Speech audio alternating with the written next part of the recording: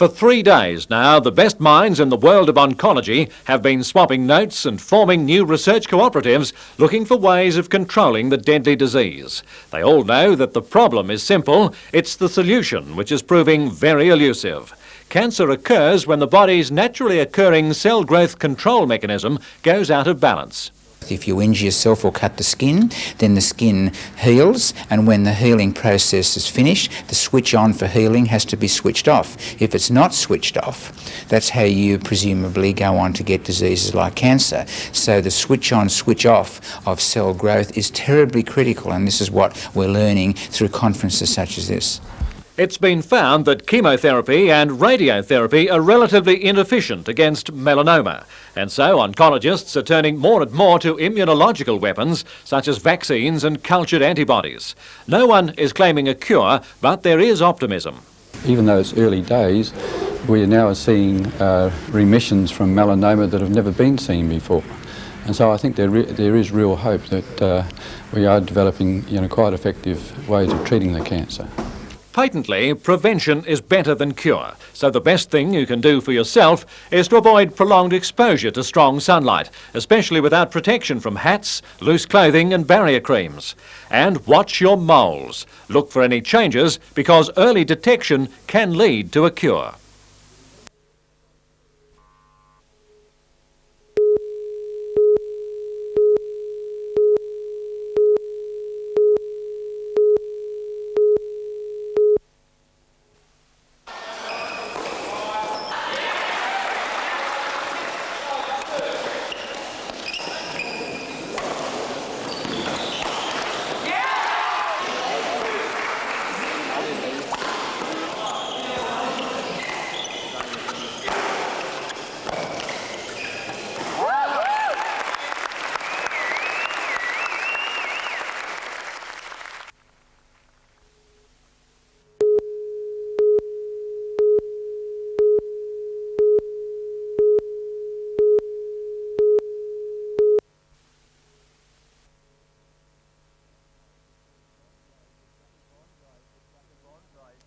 Bonsai is a Japanese word for tree in a pot. Regarded as both a science and an art form, bonsai dates back more than 1,000 years. Almost any tree type can be used. This 32-year-old cedar tree would normally stand 18 metres high, but after years of precise pruning, it stands just 1 metre. This 8-year-old privet would normally stand over 3 metres. Exhibitors came from Victoria, New South Wales and Queensland for the display at Windale Youth Club in what is one of the largest bonsai exhibitions on the East Coast.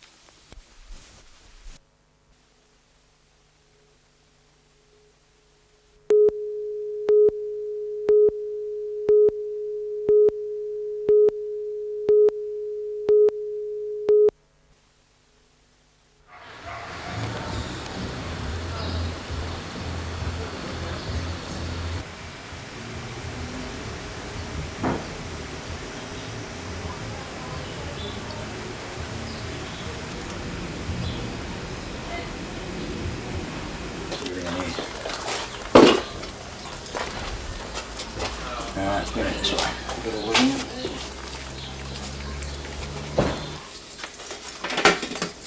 I don't know how good this bloody box is going to be if she gets...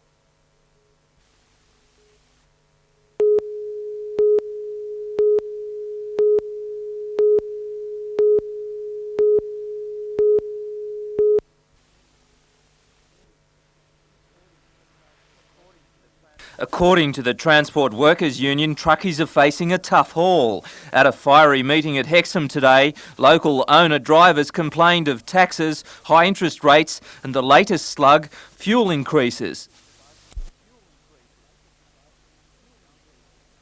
Diesel has jumped from 55 to 68 cents per litre since the Iraq crisis. For truckie Clinton Kepi, that means an extra $200 per week per truck, Newcastle, Sydney. That's an extra $40,000 a year. The truckies say 1 in 10 drivers will go under if prices aren't eased. The Transport Workers Union says government must help, either to increase contract rates or offer financial support. Government really can determine the fuel excise. If there was some adjustment to the excise, it would give immediate relief to the road transport industry in general.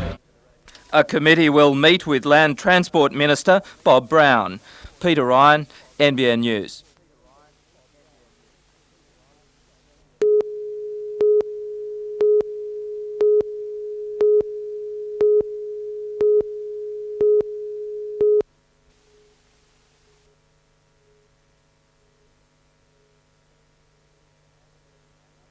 Vietnam veterans and others from 2 world wars and Korea marched today. The old soldiers called for respect for the sailors heading to the Persian Gulf, men, they say, who are simply doing their job. The Vietnam veterans fought for years to be accepted by the Australian community. Legion President Bill Molnar hopes the Iraq forces won't face the same problem. Well, irregardless whether it becomes a fighting war or not, I hope it doesn't become a Vietnam back home in Australia. The Veterans Parade marched through Hunter Street to Civic Park. Hundreds of people gathered to remember the fallen and pay their respect.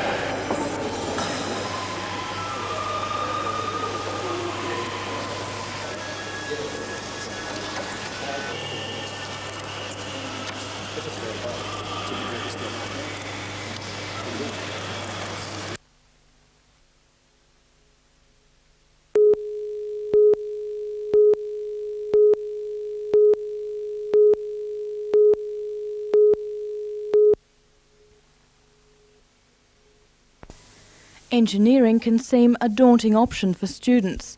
It's a broad area of study including aspects of chemical, electrical, computer and mathematical sciences.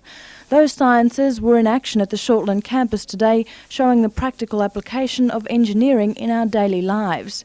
This bridge, made of balsa wood, is an entry in a student competition to build the lightest and strongest structure using the lightweight material. Going from the top of the test rig.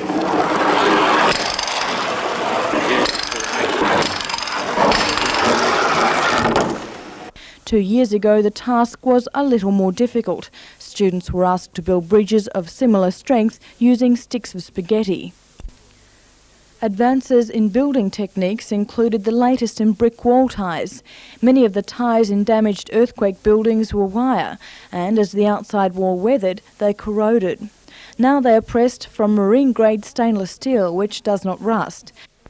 The university is hoping to recruit more students to undertake engineering courses, and according to Associate Professor Adrian Page, there's no shortage of positions for graduates. I think one of the biggest things that engineering has going for it, no matter whether it's civil or mechanical or electrical or chemical, is there's tremendous job satisfaction. There's always something new going on, there's always a challenge, and provided you have the technical expertise to handle these challenges, it's a fascinating area to work in.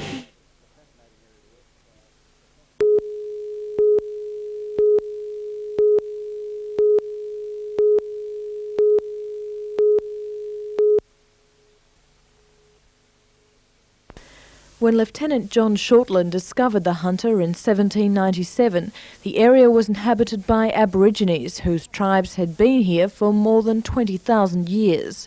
In a fitting tribute, their black, gold and red flag fluttered beside the Newcastle colours for the anniversary of the arrival of Europeans. School students presented a resume of white settlement, and the Butterbar dance group related the Aboriginal history of the area.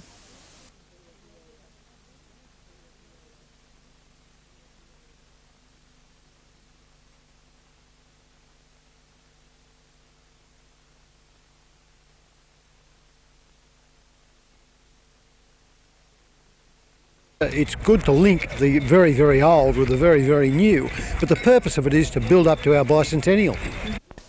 The new was represented by the Marching Koalas, who closed the proceedings. The organisers hope to increase the awareness of the city's September 9 anniversary, leading up to the big party in 1997.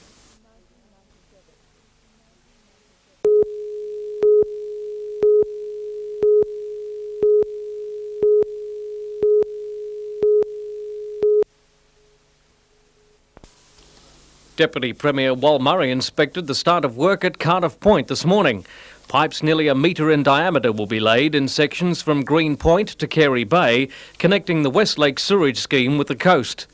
2.5 kilometres of pipe will run in a trench 9 metres below the surface of the lake. The wastewater will be treated at upgraded plants on the western side of the lake before being pumped across. The state's only paying half of the total project cost of $240 million.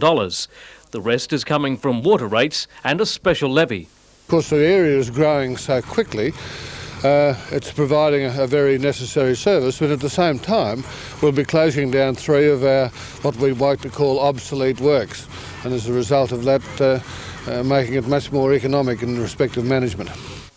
Plants such as this one at Marmong Point, Windale and West Wall's End will be closed over the next 5 years as the various stages of the scheme come online. This will mean an end to the practice of pumping wastewater into Lake Macquarie. The days of the pan and the pump-out systems where they drain into the lake are gone. We can't handle that, so we have to find ways, more modern ways of handling the waste, and this is it. And this is where the effluent from the West Lakes will end up, the Belmont Treatment Works. The Water Board is now in the design phase for a new ocean outfall, which will take the output from here 700 metres offshore. The outfall will enter the water about 100 metres north of the existing pipe. Marker buoys are now in place to test currents and sea conditions. When complete, this plant and outfall will carry all wastewater generated south of Charlestown. John Church, NBN News.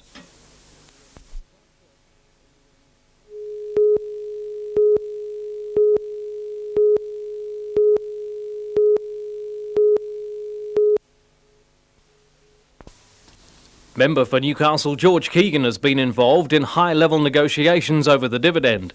He says the 4-fold increase on last year's payout would be a penalty against the Water Board unless the money is used to retire its state debt. There are fears the money will be skimmed from the recent efficiency improvements and end up in state coffers and not ploughed back into the Water Authority. Whilst there are funds at the Water Board to handle this sort of commitment, the main thing what the Water Board's aiming for is in future to reduce its capital debt. I believe that the board members could be disturbed, there's no doubt in the world about that, because they've put a lot of effort in. While refusing to speculate whether a dividend of that size is included in the budget, Deputy Premier Wal Murray defended the principles involved in such a charge. We are seeking dividends. We are seeking contributions back to meeting the total uncost of government. After all, government's putting 50% of the cost into all this show, as well as the councils. You don't see it as a penalty for a body doing well with its efficiency? No, I see it as a requirement that they not only do well, they continue to do well and even improve existing efficiencies. The dividend the government is seeking seems to be a disproportionate return on its investment. Of the $1 billion in water supply assets in the Hunter, the state's contribution has been a little over 10%, with the bulk of work having been financed by ratepayers and water users. On this basis, it's been claimed any dividend should be paid back to water users and not to state revenue. We are putting from the state government into this area some $26 million in direct subsidies. It's only just a small return on some of that.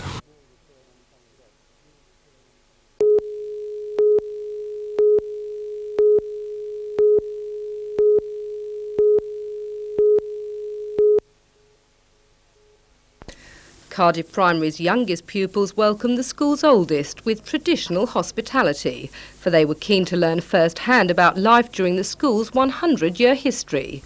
Past pupil and Newcastle journalist Ken Longworth is compiling a centenary book for the school's celebrations next March. Past pupils' recollections will form a major part. With memories from the early 1900s were 4 sisters. The oldest, Lily Crampton, has had 4 generations follow her into these classrooms. But school in her day was very different to her great-grandson's experiences today. Hated school in those days. I think it's pretty good most of the time anyway. Oh yes, you got the cane all right. I only had it once. Through somebody else's fault. Somebody passing one note to me to pass to somebody else. The headmaster copped it. Oh, it wasn't much, just a tap with a cane, but oh, didn't it hurt? Oh, we get sent out of the room, or we have to go to Miss Reid. But I haven't had that done yet. Cardiff Primary grew from 200 pupils in 1920 to over double that figure 5 years later. But from a peak of 700 in 1935, it has now dropped to under 300. Rebecca Skinner, NBN News.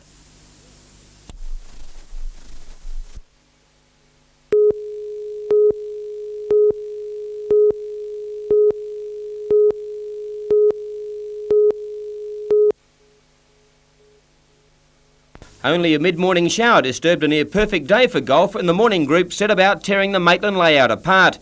With the first and 10th tees both in use, stories began to filter back that a couple of players were in sensational form, and it proved true. Canberra professional Stephen Evans, playing the back 9 first, recorded a blistering 28 shots, which included a double bogey on 14 and a bogey on the 18th. He came back to the field with a 36 for the last 9 holes, but that was good enough for a 64, breaking the course record by 3 shots. In second place was Jeff Wagner, who shot a 67, which equalled the old course record, and in third spot was Anthony Painter with a 69. Evans picked up $1,000 for his victory and a bonus of $500 for his amazing record-breaking round. With the success of the day, officials of the Maitland Golf Club are already planning a bigger day for 1991.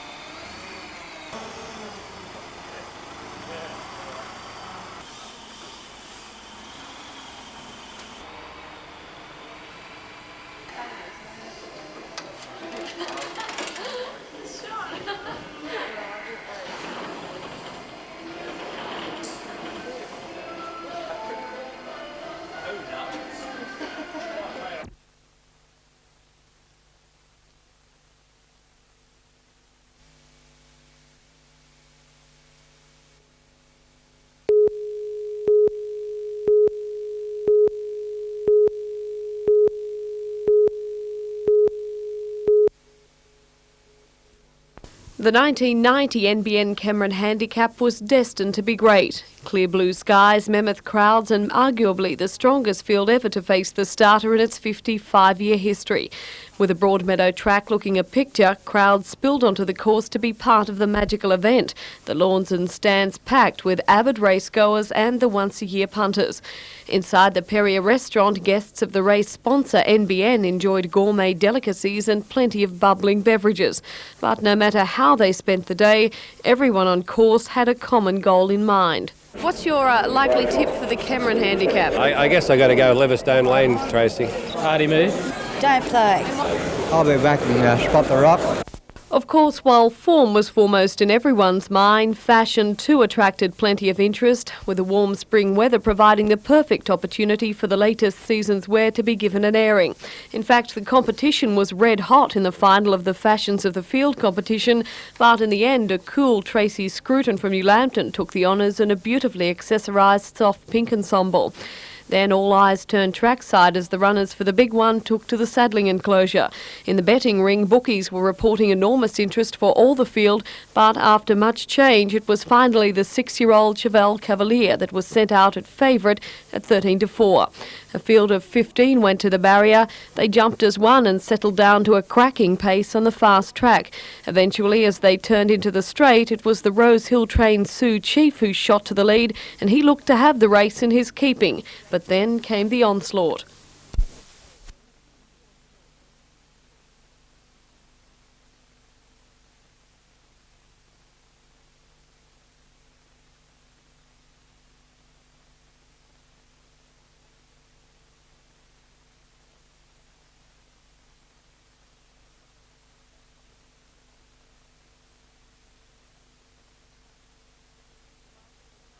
But for the Cavalier camp, the victory celebrations were short-lived, with the announcement of a protest second against first, with a jockey of Livingstone lady, Kevin Moses, alleging interference in the run home.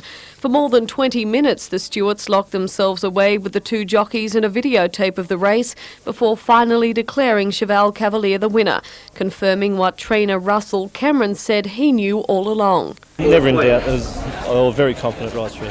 Was the race run to suit him, obviously? Yeah, actually he had a good run through the race. So, you know, for a split second in the straight, I thought he was going to struggle, but only because he needs more journey. He's just, he's just getting wound up, I think, at the finish. Where to from here? Probably run him in Sydney at the Spotters Handicap and then the Epsom, hopefully. In his presentation speech, NBN chairman Jim Milner congratulated Cameron and winning jockey Damien Oliver on their professionalism before the pair were presented with a $68,000 winner's cheque and trophies by Mrs. Jean Milner. The two-day Broadmeadow Carnival will continue tomorrow with the staging of the $250,000 Winfield Newcastle Gold Cup.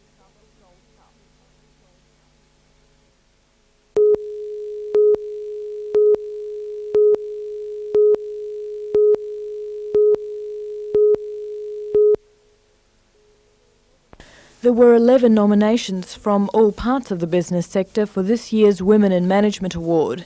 At the presentation dinner at the Novocastrian Motor Inn, it was explained the Institute of Management was looking for someone who could be an example to other women. We're really looking for somebody who has achieved, somebody who has been in management for many years and has peaked in her career, is achieving. 4 finalists were chosen several months ago. They were Norrie Stevens, Managing Director of Resource Planning, a local environmental consultancy, Lynn Mangofsky, Local Regional Manager of the Newcastle Permanent Building Society, Valerie Smith, Manager of Westpac's Electronic Services Division, and the winner, Kay Sharp. Kay is an extraordinary woman. She is not a person who has looked for recognition. She's just quietly got on with the job. It has grown around her and she's grown with it. That is the sort of thing that we're looking for.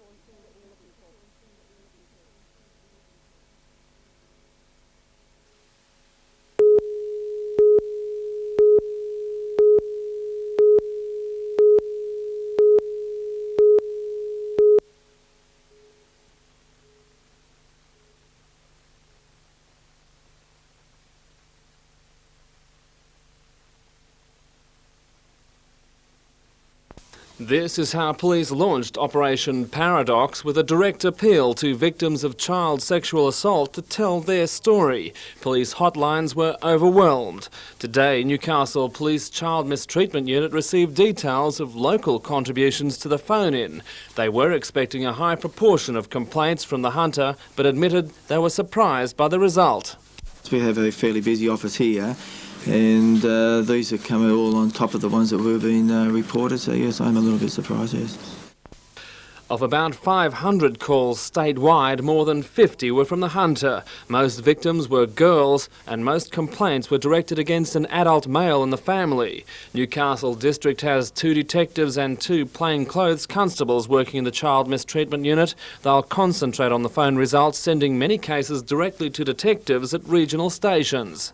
Probably starting next Monday, we'll sit down with the other members of our unit here and we'll collate all the information and probably start arresting people probably later on during the week or in the next following couple of weeks. So you are expecting arrests to be made in the near future? I'd be very surprised if there wasn't some sort of arrest as a result of this. But police have one final obstacle before they can make an arrest. They cannot proceed on the phone information alone. They need a formal complaint, and in many cases that represents a serious psychological barrier for the victim. Police say many of the callers may have had no idea who to turn to for help until Operation Paradox was launched. One avenue of counselling is the Area Sexual Assault Service, which can refer victims to appropriate help. Area Coordinator Christine Johnson says the service is also the first stop for victims who report a matter to police. Then the police most usually support the person to contact sexual assault services, where they can receive counselling on a number of counts about the abuse that they have been subjected to, but also in terms of support through the legal process.